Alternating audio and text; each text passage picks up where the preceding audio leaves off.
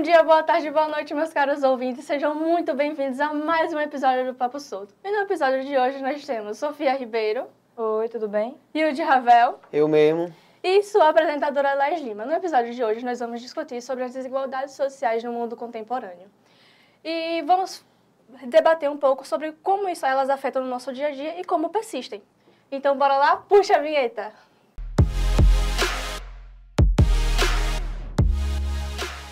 Bom, para dar um breve contexto, apesar de nós vivermos na era da tecnologia, ainda vivemos em uma sociedade em que as desigualdades sociais persistem e muito.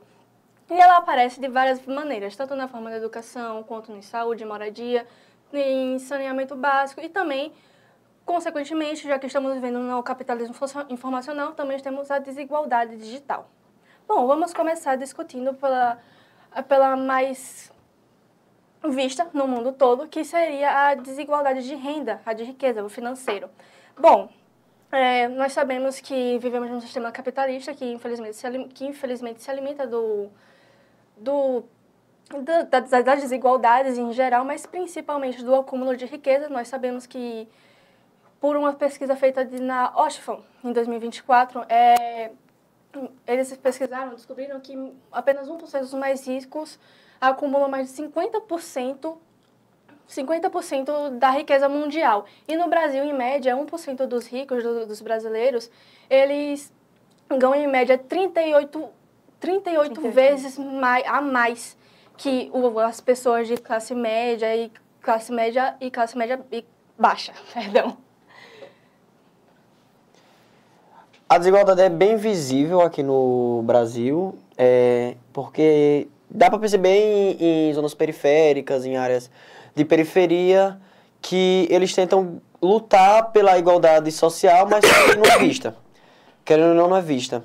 Porque tem vários movimentos de rodas e tal que tentam deixar a igualdade social, mas que não são vistas. Assim, esse modelo de concentração ele se agrava por conta das políticas econômicas que as favorecem. Infelizmente, em vez de favorecer o trabalhador, acaba favorecendo o dono da empresa, que geralmente não faz nenhum tipo de trabalho ou se sujeita a trabalhos precarizados, que infelizmente existe muito no Brasil. Dentro da nossa própria cultura mesmo, a arte em si, a música, já consegue destacar como é grande a desigualdade e como muitas pessoas passam por extrema necessidade que muitas vezes as redes não mostram a realidade de si. E é nisso aí que as músicas de periferia focam. Muitas músicas da periferia são criminalizadas por citar facções, mas na verdade só estão falando sobre a vida na favela. E uma injustiça que é muito visível hoje em dia é Racionais, que é muito chamado de música de bandido, de muita coisa, mas que na verdade eles cantam contra isso, não a favor disso. Artigo 57, tem o álbum deles que é Sobreviver no Inferno. Pô, tem uma porrada aí de música aí deles que fala contra o crime, mesmo assim a galera fala que é música de bandido. Olha. Persiste em dizer que seria de bandido justamente porque vem de pessoas, de minorias no Brasil. Então, por conta disso, vem da favelização. Interpretações erradas. É porque também, hoje em dia, existem alguns MCs que fazem a apologia ao crime. Tem. Porque tem a diferença de você fazer a apologia ao crime e tem a diferença de você mostrar a realidade do que acontece dentro do crime. Uhum, e muitas pessoas não conseguem diferenciar isso e acabam generalizando, dizendo que todas as pessoas que vivem nessas comunidades fazem apologia ao crime e são bandidos, e por isso que são descriminalizados. Isso aí chega a dar uma... Ó, isso de falar. Porque, pô, é muito visível isso. De, tipo, da galera tentando lutar contra e todo mundo generalizando, dizendo que é tudo música de... Oi, rapaz. Bom, esse modelo de concentração ele se agrava com políticas econômicas, obviamente, que favorecem grandes corporações e com falta de distribuição justa para as grandes fortunas. Isso também, consequentemente, afeta o custo de vida da sociedade de classe média e baixa, como eu havia citado anteriormente, fazendo com que fazendo com que o custo de vida aumente e o salário, e você sabe que o salário das pessoas, o salário mínimo costuma dificilmente aumentar, por mais que existam vários projetos, eles nunca entram ou acabam entrando em vigor, e até mesmo passando por câmeras e etc., fazendo com que muitas pessoas acabam se sujeitando a trabalhos extremamente precarizados e etc. Vá no Brás, lá em São Paulo, pra você ver. O bagulho lá é tenebroso. Brás? No Brás. Verdade. Brás é tipo a 25 de março. Rapaz, me falaram que comprou no Brás pra vender na 25 de março. Lá, lá é um monte de japonês lá, galera de fora que veio pra cá e não conseguiu um custo de vida. E começou a trabalhar na rua mesmo. Tem um monte de camelô lá. E aí a galera não conseguiu emprego, não conseguiu uma boa vida e foi vender as coisinhas na rua. Tenebroso lá no Brás. Mas as capitais tendem a ter um custo de vida maior, mais né? alto. Tem bem mais alto, mas Aracaju, eu não sei se foi Daniel que me falou isso, mas eu lembro que alguém nosso professor, Daniel, nosso professor, alguém me falou que Aracaju é uma das capitais mais baratas de se viver no Brasil. Sim, foi ele. Ele falou isso em várias aulas, diversas aulas. Ele falou que, por conta de ser um menor estado também, a capital é uma das mais baratas. E, bom, como repertório, o Karl Marx, no seu livro, ele já alertava que se o capitalismo ele não fosse regulado, ele geraria essa geração de desigualdade, tanto cultural e em outros aspectos. Agora, indo para desigualdade educacional, que se refere à qualidade de ensino, materiais e professores didáticos. Bom, nós sabemos que existe muito dessa desigualdade entre escola pública e escola particular, por exemplo. Nas escolas particulares, nós recebemos dos melhores livros, das melhores estruturas, nós temos professores extremamente qualificados e nas escolas particulares, normalmente, nós vimos precarização, tanto na estrutura física quanto na falta de organização. Públicas, né? Nas públicas. Sim, públicas tanto nas faltas de organização, falta de estrutura e também nos materiais didáticos. Também temos que vivemos num país que, infelizmente, o salário do professor não é muito agradável, por dizer assim, sem querer, né? Desmerecer ninguém. Não é agradável. Então, frequentemente existem várias greves que acabam impactando na aula dos alunos. E também, para quem acompanha muitas redes sociais, vê que no TikTok e no Instagram, muitas pessoas de escola pública reclamam que os próprios colégios públicos não dão ênfase no Enem. Eles só dão em outras provas que, normalmente, vestibulares, que tem que pagar e que a maioria das pessoas não tem condições. Eu estudei na escola pública, quando morava no Piauí, e é bem, assim, totalmente diferente da escola particular, a escola pública. Tenho muita história pra contar de escola pública. No primeiro dia de aula, o aluno chegou e deu uma cabeçada na lâmpada, pocou a lâmpada. Primeiro dia de aula, parceiro. Primeiro dia de aula. Que a organização chegou do intervalo. Isso aí é o aluno, pô. Não, mas é tipo, falta de ética mesmo. O aluno chegar Sim, você está se referindo às aulas de ética. Não, os alunos mesmo. Okay. Pô, velho. Tipo, o cara chega e dá uma cabeçada na lâmpada.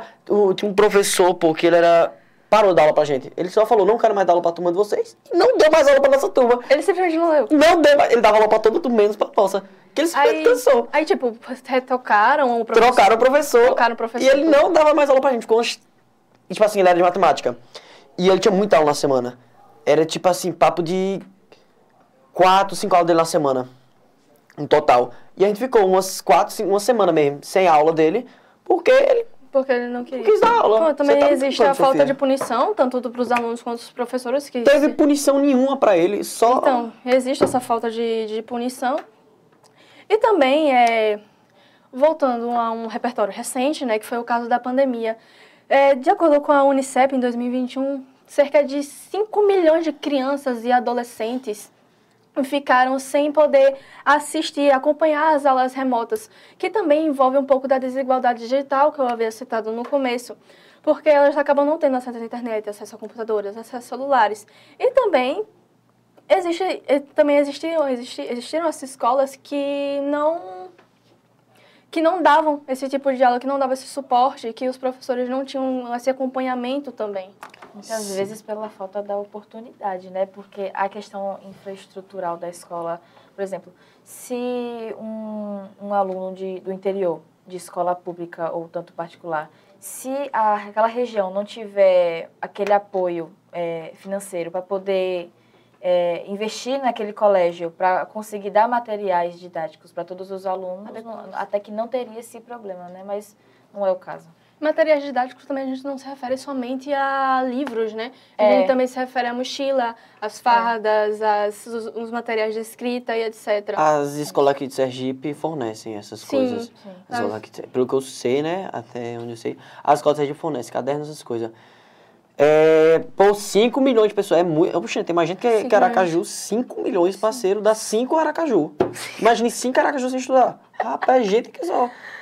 Pô, 5 milhões de gente sem estudar. Eu vejo muitos meus amigos não estudarem por conta da pandemia, repetirem de ano, porque a mãe falou, não aprendeu nada, volta um ano. E aí ficou sem estudar.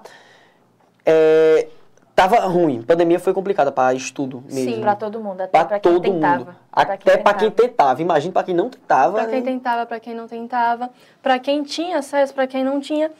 Mas, enfim, e nós sabemos, e falando sobre reprovação da época de pandemia, tiveram, além de ter muitas reprovações, também teve muita desinformação, porque rolou uma fake news dizendo que as escolas eram obrigadas a passar, sendo que nenhuma escola foi obrigada a passar, mas mesmo assim ainda tiveram escolas, tanto públicas quanto particulares, que passaram alunos, mesmo o aluno não batendo a média, mesmo o aluno não frequentando as aulas online.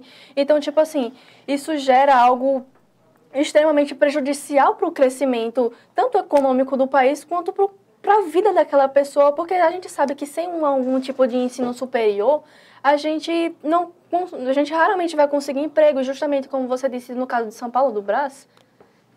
Várias pessoas vão ficar dependendo justamente de camelô, podem sim ter uma vida digna com esses trabalhos, mas ainda assim não vai ser ela não vai alcançar o seu ápice, não vai ter... Trabalhar de 6 da manhã até 6 da noite, tipo, sem parar, horário de almoço, sabe lá, deu os 30 minutos e para ganhar menos de salário mínimo. É tenebroso. Falando das escolas, teve muita escola que fechou. Muita escola que fechou. Porque não tinha estrutura para manter e tudo. E acabou fechando. Porque às vezes não podia dar online, atrasando salário de professor, teve muitas questões. Comentou sobre isso. Daniel comentou. Que escolinhas pequenas aqui em Sergipe, que muitos de vocês, por exemplo, um caso de Rafael, nosso colega, Rafael, sim, fala dele. Que ele passou o ensino fundamental 1 dele todo num colégio, aí chegou a pandemia, o colégio fechou porque os pais pararam de matricular os filhos pelo simples fato de acharem que eles não iriam aprender online. Sim. Ou por não ter oportunidade e tal. E também pensando no fato de que as escolas estarem formando os alunos na pandemia, mesmo sem nenhum tipo de frequentar aula, escolaridade nem nada, a gente tem que começar a se perguntar quais profissionais a gente está formando para o nosso país. Sim. Só vai degradando. E também tem, em questão de crianças, não tanto adolescentes, mas em questão de crianças. E também pessoas que possuem problemas que são neurodivergentes, eles precisam de acompanhamento. E na hora das aulas online, às vezes não tinha alguém para dar esse suporte, entende? Os pais tinham que trabalhar de alguma forma, por mais que não pudessem fazer aglomerações ou ser trabalho presencial, eles tinham que ir, porque, voltando ao assunto do trabalho precarizado, né? E também crianças e pessoas neurodivergentes, vou recapitulando, não tinham essa condição de ter alguém ali a toda hora monitorando para ver se estava fazendo certo, para ver se tem acompanhamento. Professores também, não profissionais, não acabavam tendo paciência com esse tipo de aluno, entende? Muitas das vezes, na época da pandemia, eu lembro, vou admitir, poucas vezes eu entrava na aula online, mas quando eu entrava, geralmente tinha mais de 5 alunos que acabavam não conseguiam entrar, porque não conseguiam acessar o link, porque era uma plataforma da escola mesmo, elas não conseguiam acessar o link daquela aula. Aí, os professores simplesmente não tinham paciência, entende? Para ficar falando toda hora com o aluno, se conseguia entrar, até porque isso não era só questão de paciência, também perdia muito tempo de aula, entende?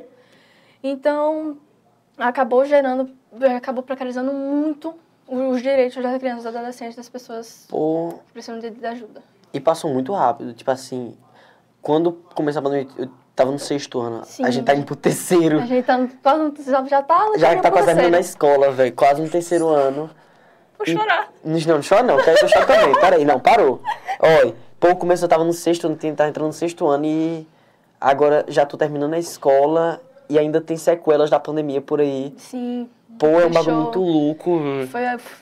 Foi um momento, globalmente falando, muito sensível. E eu tava pensando ontem antes de dormir. Quem tá nascendo agora vai estudar isso. Negócio livro de história. Eu tava pensando nisso ontem à noite, eu tava dormindo. Algo histórico, pô, que tipo, a gente viveu e que nossos filhos vão perguntar como foi isso aí. E o povo vai. Eu vou aumentar, já vou aumentar, falar. Foi, tipo assim. A rua era todo mundo deserto, ninguém saía de casa. Na minha cidade, teve muito pouco caso. Veio começar a ter caso em 2022, 3 casos no interior do Piauí. Porque é o interior do Piauí, né? Pelo amor de Deus. Aí, tipo assim, só fechou as escolas e pá, mas tipo assim, todo mundo andando na rua normal. Porque, pô, não tinha caso, não tinha nada, então tava de boa. Mas tinha conhecimento? Tinha, como assim? Conhecimento de tudo, não, conhecimento de tudo. Lá tem internet, né? É interior, mas calma lá. Tem vida lá. Perdão. Lá. Bom, voltando nesse assunto sobre a pandemia, também temos a desigualdade digital. E como eu havia citado, nós estamos na era do capitalismo informacional, ou seja, cada informação tem um preço, cada informação vale ouro.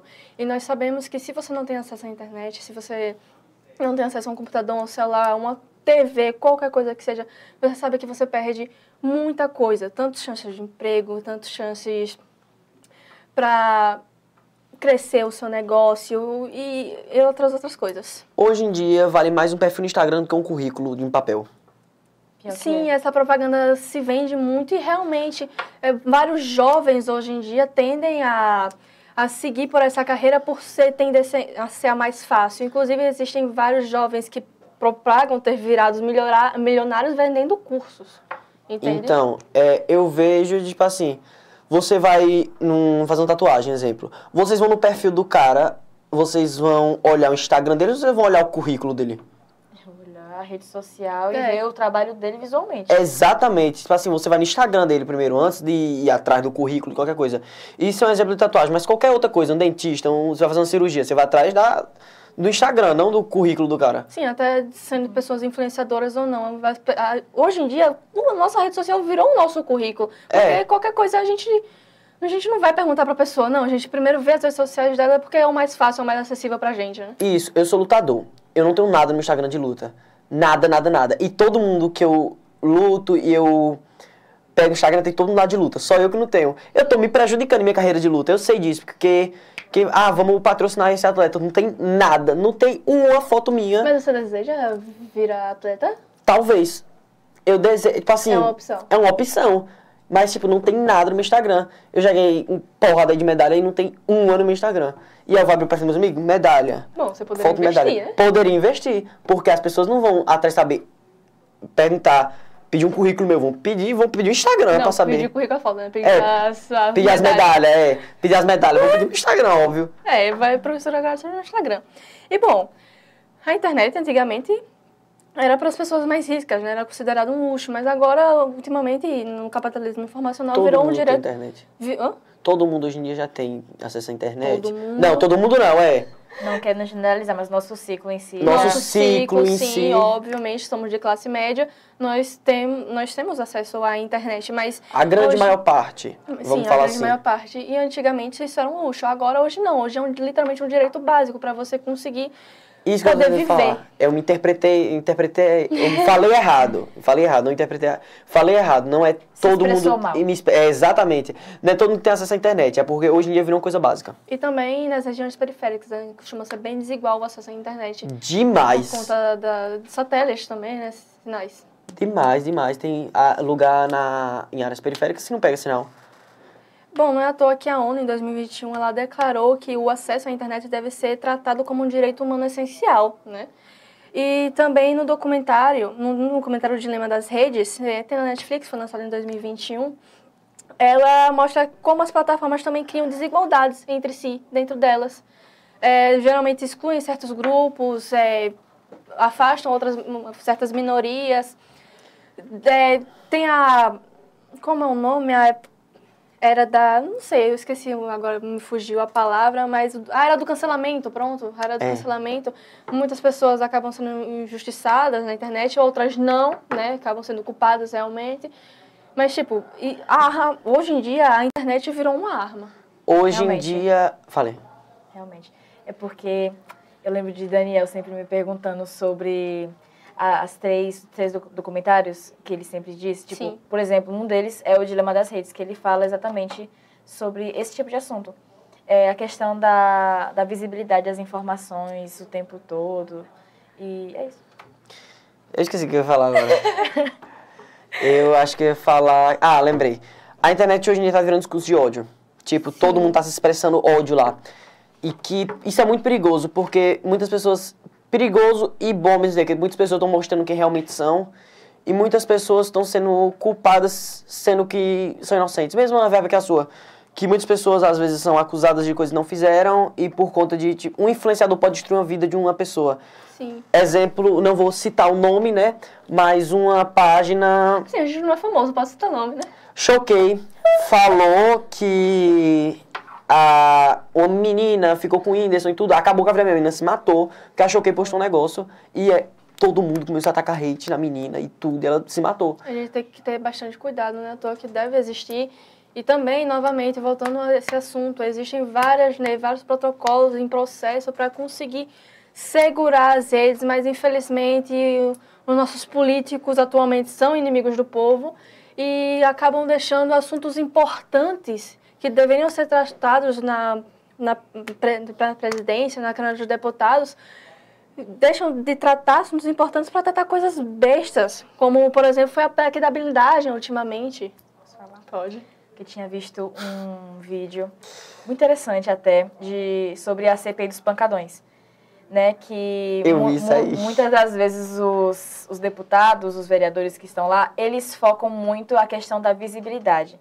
Não está focado em discutir e debater sobre o real problema, e sim falar só para gerar um cortezinho e postar na internet. E tirar o direito daquela pessoa que está lá para resolver o problema e meio que não ajuda, né? Porque o certo, o ideal seria que todas as pessoas se ajudassem. Só que nem todo mundo se ajuda. E por isso que o Brasil tá desse jeito. Sim. Até os polícias estão se vendendo pra internet. Falando em cortes que você tinha citado, por exemplo, bombou esses vídeos, esse tipo de vídeo, tipo, de 30 pessoas versus uma. Isso. Muito disparou de uma vez. Bombou Muito muito. bom. É muito bom, realmente, eu assisto alguns. E falando sobre um comunista versus 30 conservadores, não sei se vocês assistiram, vocês viram que foi um deputado debater com o Jones, Jones, se eu não me engano é Jones, Sim. que era o comunista que estava debatendo, e ele basicamente sentou na cadeira para debater com o Jones e simplesmente... Jones, não sei, não lembro, perdão. Enfim, ele basicamente sentou, não deu um bom dia, não deu uma boa tarde, ele simplesmente virou, olhou para a câmera, começou a falar suas ideias, começou a debater e, tipo, assim que o comunista percebeu, que eu tô esquecendo o nome dele, meu Deus. O comunista percebeu, ele começou a querer cortar ele, porque ele viu que a única intenção dele não era debater, não era trazer algo, agregar algo pro público, mas sim fazer cortes para engajar a sua votação. Ele é deputado, se não me engano, para ele ter mais votações. Assim que ele viu, ele já cortou. Isso... Muitas pessoas fazem. É porque a galera, eu mesmo, tenho preguiça de achar aqueles 30 pessoas e tal. Eu só vejo, assim, os cortes, Então, isso, eu sou um exemplo disso, de quem vai pelos cortes. E que, tipo, num cenário que a gente tá hoje, que todo mundo só vai pros cortes, é muito fácil ter essa manipulação. Sim. De votos, de pessoas. É porque é muito fácil de se tirar algo de contexto, principalmente com o crescimento da IA ultimamente, né? É muito fácil de manipular um vídeo, fazer com que a pessoa tá falando outra, etc. Mas também tem as pessoas mais intencionadas que falam uma coisa na hora do vídeo, mas postam dando a intenção de ser outra. E as pessoas não vão procurar saber a informação correta sobre aquilo. Esse E chato assim a gente procura, vai investigando de que o brasileiro e toda a população mundial está emburrecendo aos poucos. Sim. Esse chat GPT vai dominar o mundo ainda, vocês vão ver. Falando, olha que dia é hoje, 8 ou é 7? 8 de outubro de 2025. Vão dominar e vai dominar o mundo, vocês vão ver. Vocês vão estar vendo esse vídeo dia 19. Vai dominar. É por isso que eu peço obrigado pra ir logo. Eu também.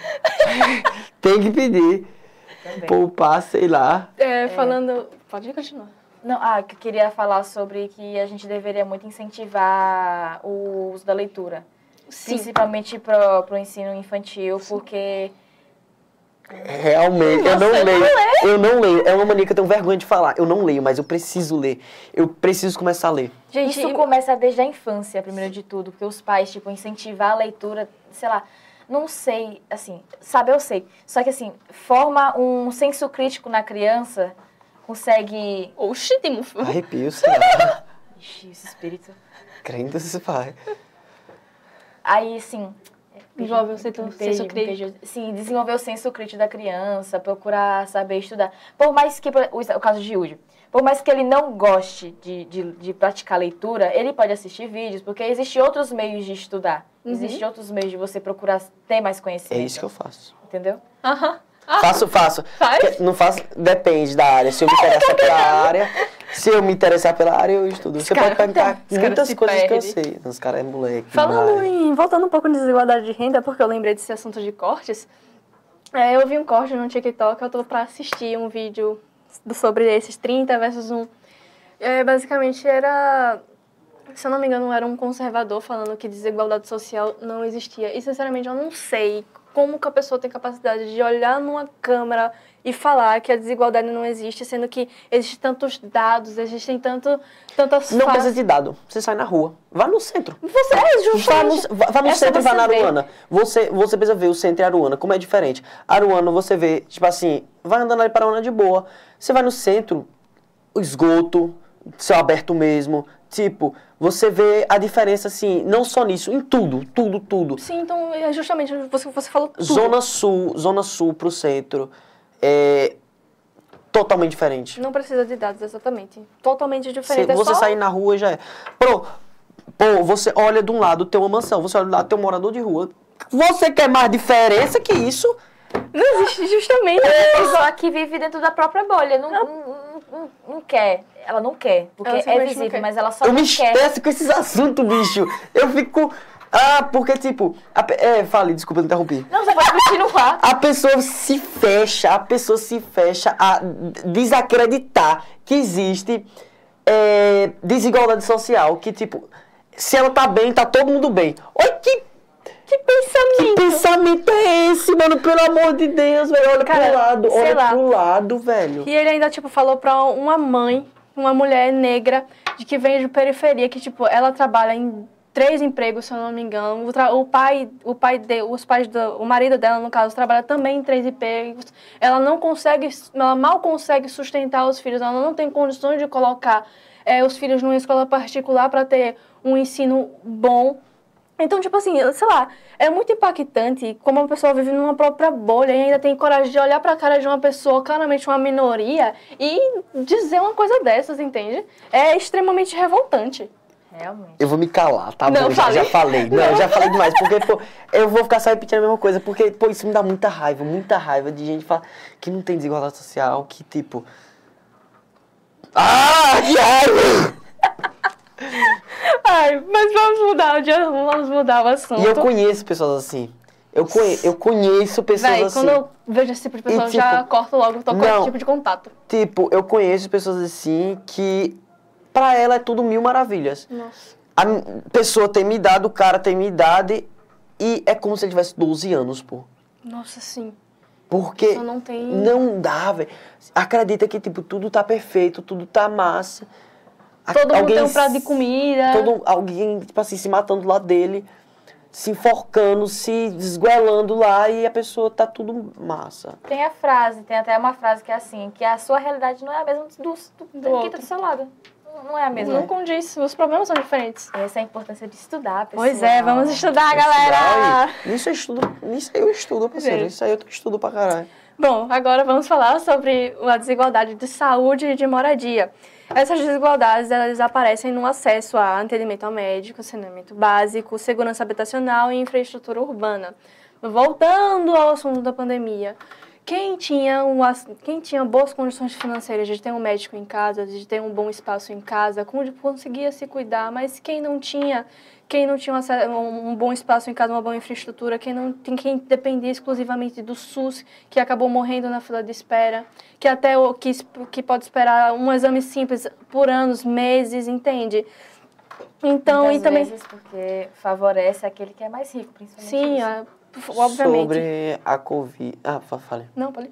Sobre a Covid, tem uma história minha muito assim, porque, tipo, eu tava viajando pra Luiz Correia, no Piauí, e aí tava toda minha família.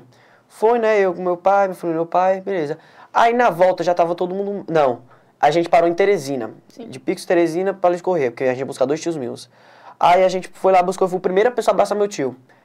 Aí, no outro dia, ele se sentiu mal. A gente dormiu lá em Teresina pra ir no outro dia. Ele começou a se sentir mal, fez o teste de Covid e deu positivo. A gente fez, todo mundo deu negativo. Beleza, vamos pra Luiz Correia. Na volta de Luiz Correia, já tava todo mundo passando mal também. Fizemos teste de novo, deu todo mundo positivo, menos eu, dei negativo. Eu fui pra rodoviária que eu ia voltar com minha avó, pra Picos do Piauí, que era a cidade que eu morava. Beleza, eu fiquei na casa de minha avó durante um tempo, porque meu pai tava com Covid. Aí, uma semana depois, mais ou menos, minha avó começou a se sentir mal. Fez o teste de Covid, deu positivo. Eu fiz, deu negativo. Fui pra Fronteiras do Piauí, a cidade de minha mãe. Fiquei um tempo com minha mãe. É imune, é? Minha mãe, depois de uma semana, mais ou menos, também, começou a se sentir mal, fez o teste, deu positivo, eu fiz o teste de novo, deu negativo. Fui pra casa da minha tia, aí depois disso parou. Eu não peguei, mas eu transmitia. De alguma forma, eu não sei Talvez como. ele só não tenha tido os efeitos colaterais, ele pode ter... Não, eu fiz mas o ele fez teste. Eu fiz todos os testes. Ah. Eu não peguei Covid e eu transmitia. E aí eu via toda a minha família pegando Covid, todo mundo, assim, sufocando e... Eita, o que é que eu faço agora aqui nessa... Fica sozinho. O que é que eu faço aqui? E também, nessa época, teve muitas desinformações, né? Teve até informações sobre a vacina, que eles transformavam pessoas Em jacaré. Em jacaré. Hoje em dia tá lá, Então- lacoste andando no meio da rua. Diga aí. Aí, mano, então, tipo, teve essas informações também, disse que as vacinas eram prejudiciais, sem ser essa exagerada que deram, né? Mas, enfim. E eu, tipo, meus pais não vêm, então eu vou falar. Eu fiquei muito frustrada porque eu não pude, meus pais me proibiram de tomar vacina porque acreditaram nessas fake news. Então, tipo, eu só tomei... Virar jacaré? Hã? Sem virar jacaré. Juro. Aí, mano, eles acreditaram nessas fake news de que fazia ruim, de que era prejudicial. Então, tipo, eu só tomei uma dose e eu fiquei extremamente debilitada na pandemia. E mesmo assim, eles acreditavam nas abobrinhas que o ex-presidente falava. Então, assim, era muito... Tomei 2 doses. Eu também. Eu fiquei tão frustrada com essa situação porque, tipo, eu tenho condições, sabe? Uhum. E eu não posso tomar por ignorância e desinformação das pessoas, que as pessoas espalham. E Já aí é. eu fico pensando, caralho, por que que... Opa, de boa? Aí eu fico pensando, poxa, eu não consigo. Eu não consigo. E essas pessoas que não... Eu consigo, mas eu não vou por conta de proibição. Imagina essas pessoas que não querem e não conseguem. E já vai a parte da informação de novo, que é da pauta passada. Sim. Da internet. Oi. Complicado, essas fake news. E também... Fake news é que nem fofoca. Juro. Aí, voltando pro saneamento básico, né? Oi. O saneamento básico afeta diversas coisas. Ai, meu Deus, quase caiu um negocinho aqui. Vou colocar aqui no meu bolso. Afeta em diversas coisas, sabe? Aí, nisso aqui, ele se afeta em diversas coisas. Tem várias pessoas que acabam não tendo acesso, por exemplo, ao básico, que é água, por exemplo.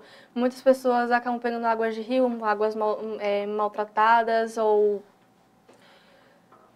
que não tenham condições próprias para consumir, para se banhar e etc. E tipo, isso é direito humano básico, globalmente falando. Lá em Fronteiras do Piauí, eu morei num bairro que o nome é Guito.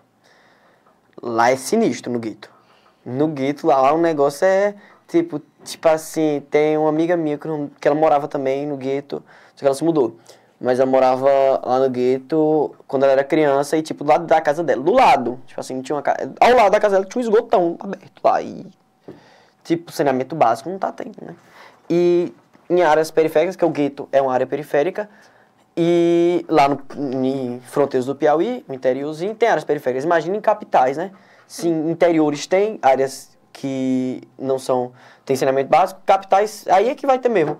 Mas lá eu via muito disso, de não ter muitas coisas. Às vezes faltava água, às vezes faltava luz, às vezes faltava tudo.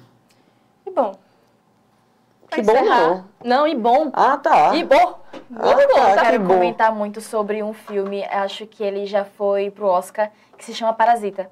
Já ouviram falar? Sim. Já. Eu não assisti. Não é bom, né, o filme? Nunca Bom, assisti, eu vou ter que assistir. Ele aborda muito sobre a questão da desigualdade social. O filme em si, ele já tem uma temática, já foca em cada detalhe para simplesmente para dividir as classes sociais de cada uma das pessoas, os ricos e os mais pobres. Tem uma cena muito famosa que eu usei como repertório na redação sobre os moradores de rua, daquela relação de Flávia que a gente fez em sala. Sim. Que tem uma cena específica de um filme em que tem uma chuva muito forte na região lá da Coreia. E as pessoas que estão naquela mansão estão lá falando, nossa, essa chuva limpou a cidade, deixou o ar mais limpo, enquanto as regiões com uma infraestrutura mais baixa, onde não tem... foram muito prejudicadas, alagaram as casas, perderam os eletrodomésticos, a moradia, né? Fica tudo alagado e, assim, o filme realmente destaca sobre a questão da desigualdade e qual é o nome? Prestar atenção em cada um dos pontos de vista. Sim. Para finalizar, como repertório, a OMS, a Organização de Saúde Mundial, ela define a saúde como um estado completo de bem-estar físico, mental e social, e não apenas uma ausência de doença. Então, nós temos que ter consciência de ir atrás dos nossos direitos para poder ter, no mínimo, uma vida digna, que é o que todo ser humano merece, né? E, bom, no episódio de hoje, nós discutimos com vocês os tipos de desigualdades sociais mais persistentes no mundo contemporâneo e que tal você compartilhar com nós as suas ideias. E, bom, o episódio de hoje foi isso. Eu espero muito que vocês tenham gostado, meus caros ouvintes. E esse é o último podcast? Talvez esse seja o último, infelizmente, mas não sabemos ainda. Mas é o último nosso, né? Bom, é o último deles. Valeu, pessoal. Foi um prazer estar aqui no Papo Solto do podcast. Espero ver vocês em mais um episódio. É Beijos. isso, família. Abraço. Um prazerzão estar com vocês, viu, família? Até a próxima, Valeu. viu?